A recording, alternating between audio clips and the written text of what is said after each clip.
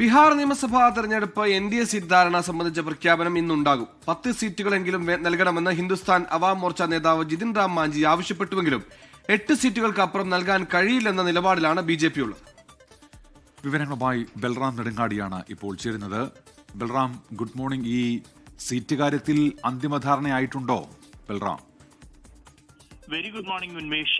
സുഹേൽ, ബീഹാറിൽ ഈ ആദ്യഘട്ട നാമനിർദ്ദേശ പത്രിക സ്വീകരണം ആരംഭിച്ച ശേഷവും പ്രധാന 2 മുന്നണികളിൽ സഖ്യ ചർച്ചകൾ, സീറ്റ് ധാരണ സംബന്ധിച്ചുള്ള ചർച്ചകൾ തുടരുകയാണ്. അതിനിടെ NDA സഖ്യത്തിലെ സീറ്റ് ധാരണ ഏതാണ്ട് അന്തിമഘട്ടത്തിലേക്ക് എത്തിയിരിക്കുന്നു എന്നാണ് നമുക്ക് ലഭ്യമാകുന്ന സൂചനകൾ. ഇത്തവണ JDU BJPയേക്കാൾ 1 സീറ്റിൽ കൂടുതലായി മത്സരിക്കാനുള്ള ധാരണയുണ്ട് എന്ന പ്രത്യേകതയുമുണ്ട്. 102 സീറ്റുകളിൽ JDUവും 101 സീറ്റുകളിൽ BJPയും മത്സരിക്കാനാണ് നിലവിലുള്ള ധാരണ. അതേസമയം 35 സീറ്റുകൾ വേണമെന്ന ആവശ്യം അത് ഉന്നയിച്ചത് ചിരാഗ് പസ്വാൻ ആയിരുന്നു. അത് അംഗീകരിച്ചിട്ടില്ല. പകരം പരമാവധി 25 സീറ്റുകൾ എന്ന വാഗ്ദാനമാണ് ചിരാഗ് പസ്വാന് നൽകിയിരിക്കുന്നത്. അതോടൊപ്പം തന്നെ ജിതിൻ റാം മാഞ്ചി 15 സീറ്റുകളാണ് ആവശ്യപ്പെട്ടിരുന്നത്. അദ്ദേഹത്തിന്റെ HAMന് 8 സീറ്റുകൾ നൽകാം എന്നാണ് മുന്നണിയിൽ ഉണ്ടാക്കിയിരിക്കുന്ന ധാരണ.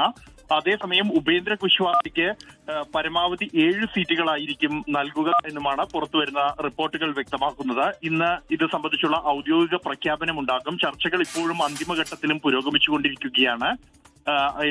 നേരത്തെ തിങ്കളാഴ്ചയോടെ BJPയുടെ ആദ്യഘട്ട സ്ഥാനാർത്ഥി പട്ടിക പുറത്തിറക്കും എന്ന തരത്തിലുള്ള റിപ്പോർട്ടുകൾ വന്നിരുന്നു. എന്നാൽ അത് 15ഓടെ മാത്രമേ ഉണ്ടാകൂ എന്നാണ് ഏറ്റവും ഒടുവിൽ BJP കേന്ദ്ര നേതൃത്വത്തിൽ നിന്നും ലഭിക്കുന്ന വിവരങ്ങൾ വ്യക്തമാക്കുന്നത്. അതേസമയം മഹാസഖ്യത്തിലും സീറ്റുകൾ സംബന്ധിച്ചുള്ള ചർച്ചകൾ അന്തിമഘട്ടത്തിലേക്ക് എത്തിയിരിക്കുന്നു. കോൺഗ്രസിന് പരമാവധി 55 സീറ്റുകൾ എന്ന തരത്തിലാണ് ഇപ്പോൾ ചർച്ചകൾ പുരോഗമിച്ചുകൊണ്ടിരിക്കുന്നത്. 3 ഇടത് പാർട്ടികൾക്കായി 37 സീറ്റുകളും നൽകാം എന്ന ധാരണയിലേക്ക് എത്തിയിട്ടുണ്ട്. അതേസമയം VIP-ക്ക് 10 സീറ്റുകൾ നൽകാം എന്നും കൂടാതെ ഈ പശുപതി പരസിന് 7 സീറ്റുകൾ എന്ന തരത്തിലുമാണ് ധാരണ. ഇത് സംബന്ധിച്ചുള്ള അന്തിമഘട്ട ചർച്ചകൾ പുരോഗമിക്കുകയാണ്. ഇന്ന് നിർണായക ചർച്ചകൾ മഹാസഖ്യത്തിന്റെ സീറ്റ് ധാരണയുമായി ബന്ധപ്പെട്ട് ഡൽഹിയിൽ നടക്കും. ഇന്ന് തേജസ്വി യാദവ് ഡൽഹിയിലേക്ക് എത്തുന്നുണ്ട് കോൺഗ്രസ് നേതാക്കളുമായുള്ള ചർച്ചകൾക്കായി. അതിനുശേഷം ഇതുമായി ബന്ധപ്പെട്ടുള്ള അന്തിമ തീരുമാനത്തിലേക്ക് കാര്യങ്ങൾ നീങ്ങുമെന്നാണ് സൂചന. ബൽറാമ, കഴിഞ്ഞ നിയമസഭാ തെരഞ്ഞെടുപ്പിൽ 70 സീറ്റിൽ മത്സരിച്ചതാണ് കോൺഗ്രസ്. അവരെ ഒരു 55 സീറ്റിലേക്ക് മത്സരിപ്പിക്കുമ്പോൾ അതിലൊരു അസ്വസ്ഥതകൾ കോൺഗ്രസ് നേതൃത്വത്തിൽ നിന്ന് എവിടെയെങ്കിലും ഉയർന്നു വരുന്നുണ്ടോ ഈ ഘട്ടത്തിൽ? സുഹൈൽ, സ്വാഭാവികമായും കോൺഗ്രസിന്റെ ഇത്തരത്തിലുള്ള സ്വാരസ്യങ്ങൾ തന്നെയാണ് ഈ അന്തിമ ധാരണയിലേക്ക് എത്താൻ വൈകിയത്. ചർച്ച ദിവസങ്ങളോളം നീണ്ടത്. കഴിഞ്ഞ തവണ 70 സീറ്റുകളിൽ കോൺഗ്രസ് മത്സരിച്ചിരുന്നെങ്കിലും 19 സീറ്റുകളിൽ മാത്രമാണ് ജയിക്കാനായത്. എന്നാൽ കഴിഞ്ഞ തവണത്തേതിൽ നിന്നും വ്യത്യസ്തമായി 2 പുതിയ പാർട്ടികൾ കൂടി മുന്നണിയിലേക്ക് എത്തിയിട്ടുണ്ട്. പശുപതി പരസ് പാർട്ടി, ഇതോടൊപ്പം തന്നെയാണ് VIP. ഈ 2 പാർട്ടികൾക്കും ചില മേഖലകളിൽ കൃത്യമായ സ്വാധീനമുണ്ട്. ഉറപ്പായി ജയിക്കാൻ കഴിയുന്ന സീറ്റുകളുണ്ട് എന്ന് തന്നെയാണ് ഈ 2 പാർട്ടികളും മുന്നണിയിലെത്തുമ്പോൾ അത് മുന്നണിയുടെ സാധ്യതകളെ കൂടുതൽ വർദ്ധിപ്പിക്കുന്നത്.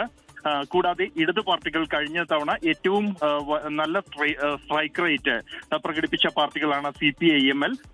ഈ ഇടത് പാർട്ടികളും ഇത്തവണ കൂടുതൽ സീറ്റുകൾ വേണം എന്ന് ആവശ്യപ്പെട്ടിട്ടുണ്ട്.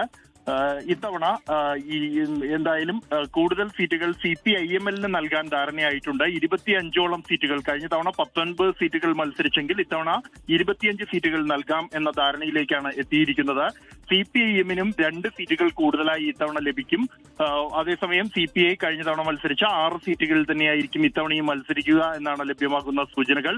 ഇത്തരത്തിൽ ഇടത് പാർട്ടികൾക്ക് സീറ്റുകൾ വർദ്ധിപ്പിച്ചതും ഒപ്പം തന്നെ 2 പാർട്ടികൾ കൂടുതലായി എത്തിയതോടെയാണ് കോൺഗ്രസിന്റെ സീറ്റുകൾ കുറയാൻ ഇടയായത്. ബൽറാം നെടുങ്ങാടിയാണ് ഡൽഹിയിൽ നിന്ന് വിശദമായ റിപ്പോർട്ട് നൽകിയത്.